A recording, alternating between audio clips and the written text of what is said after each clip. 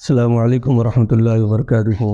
ناظرین مکرم، آج پھر میں ایک خوبصورت واقعہ صبر کے متعلق کہ ہمیں مصیبت اور پریشانی کے عالم میں کس طریقے سے صبر کرنا چاہیے اور اللہ رب العزت کی نعمتوں کا کس طریقے سے شکر کرنا چاہیے، اس کی بہترین مثال ہمیں سیدنا ایوب علیہ السلام کی زندگی مبارک سے ملتی ہے۔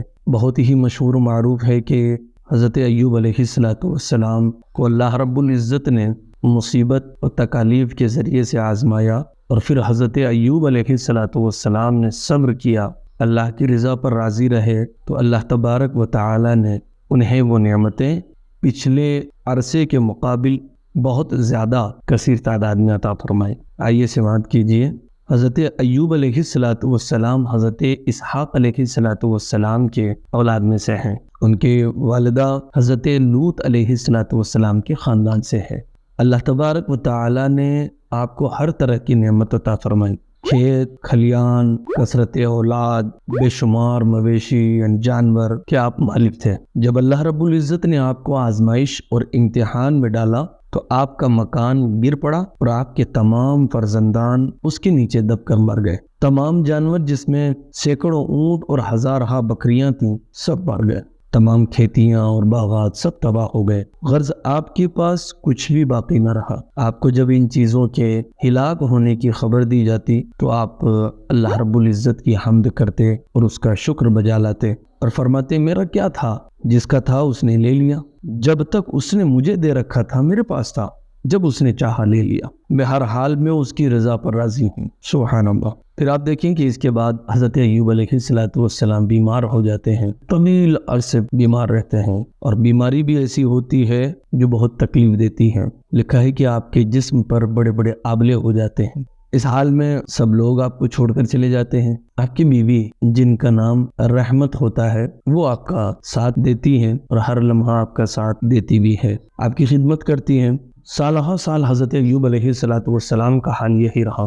وقت گزرتا گیا مگر آپ کی طبیعت میں افاقہ نہ ہوا۔ یہ یاد رکھیے کہ بہت سے لوگ غیر معقول باتیں، غیر معتبر روایات بیان کرتے ہیں کہ حضرت ایوب علیہ السلام کو معاذ اللہ کوڑ کی بیماری ہو گئی تھی، تو یہ یاد رکھیں کہ انبیاء کرام علیہم الصلوات و تسلیمات کو اللہ تبارک و تعالی ایسی تمام بیماریوں سے محفوظ رکھتا ہے جن بیماریوں کی بنیاد پر عام لوگوں کو ان سے نفرت یا حقارت ہوتی ہے، ان تمام بیماریوں سے محفوظ رکھتا ہے۔ ایک آبلے کی صورت تھی، یہ آبلے تھے جو حضرت ایوب علیہ السلام کے جسم ناز پر جسم مبارک پر پڑ گئے تھے، فنسیاں تھی، تو غیر معتبر باتیں لوگوں نے جس طریقے سے لکھی ہے کئی کتابوں میں تو وہ باتیں درست نہیں ہیں۔ تو وہ آبلے کی صورت تھی جس کی بنیاد پر آپ بیمار تھے۔ اس طریقے سے یہ بیماری بڑی لمبی ہو جاتی ہے، ایک طویل عرصہ اس بیماری کے اندر گزر جاتا ہے، جب آپ برسوں تکلیف کے اندر مشقتیں جھیلتے رہتے ہیں، برابر صابر و شاکر رہتے ہیں۔ پھر آپ نے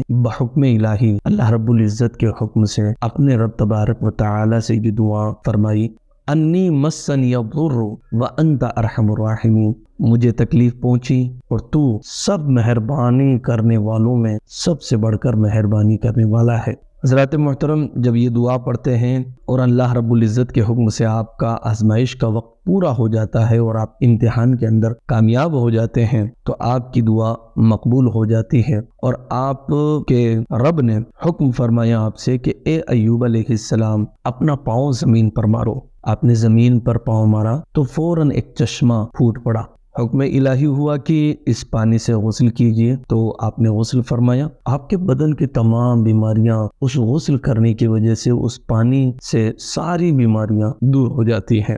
پھر آپ 40 قدم دور چلے تو دوبارہ زمین پر قدم مارنے کا حکم ہوا۔ آپ نے اللہ کے حکم کے مطابق دوبارہ قدم زمین پر مارا تو ایک دوسرا چشمہ نمودار ہوا جس کا پانی بے حد ٹھنڈا اور بہت ہی میٹھا، نہایت ہی لذیذ تھا۔ آپ نے وہ پانی پیا تو آپ کے باطن میں نور ہی نور پیدا ہو گیا، اور آپ کو اعلیٰ درجے کی صحت اور نورانیت اللہ رب العزت نے اس کے ذریعے سے عطا فرمائی۔ اللہ تبارک و تعالیٰ نے آپ کے تمام اولاد کو دوبارہ زندہ فرما دیا، آپ کی بیوی کو دوبارہ جوانی عطا فرما دی اور ان کے کثیر اولاد ہوئی۔ پھر آپ کا تمام ہلاک شدہ مال، جتنے بھی مال آپ کے ہلاک ہو گئے تھے، تباہ اور برباد ہو گئے تھے، جانور مویشی کھیت کھلیان اسباب جو کچھ بنے اس وقت، ان ساری چیزوں کو اللہ رب العزت نے آپ کو واپس عطا فرما دیا، آپ کو عطا فرما دی گئی۔ بلکہ فرمایا گیا کہ پہلے جس قدر مال و دولت کا خزانہ آپ کے پاس تھا اس سے کئی گنا زیادہ آپ کو اللہ رب العزت نے آپ کے صبر اور شکر کرنے کی بنیاد پر عطا فرما دیا۔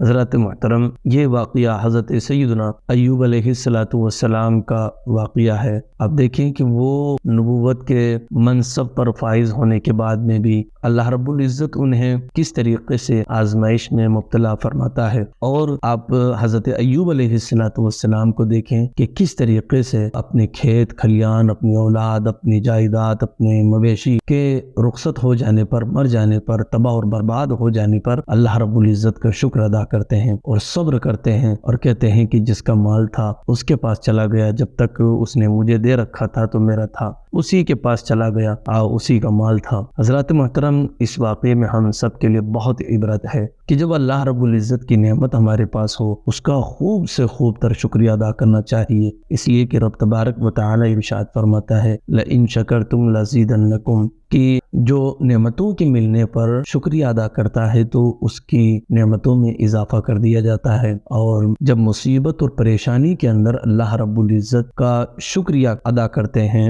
اور اس کا احسان بجا لاتے ہیں اور صبر کرتے ہیں تو پھر اللہ رب العزت ہمیں اس طریقے کی تندرستی سے نوازتا ہے کہ جتنا وقت ہم نے پچھلے وقتوں میں گزارا اس سے بہتر تندرستی اللہ رب العزت ہمیں عطا فرماتا ہے، اس سے بہتر ہمیں رزق عطا فرماتا ہے، اس سے بہتر چیزیں ہم سب کو عطا فرماتا ہے۔ اس لیے ہمیں چاہیے کہ آزمائش کے وقت صبر کریں اور اللہ رب العزت کا شکر بجا لائیں، اور جب اللہ رب العزت کی نعمتیں یعنی مال و دولت کی کثرت ہو تو خوب سے خوب تر اس کا شکر بجا لائیں۔ اللہ تبارک و تعالی ہمیں ان باتوں پر عمل کی توفیق عطا فرمائے۔ والسلام علیکم ورحمۃ اللہ وبرکاتہ۔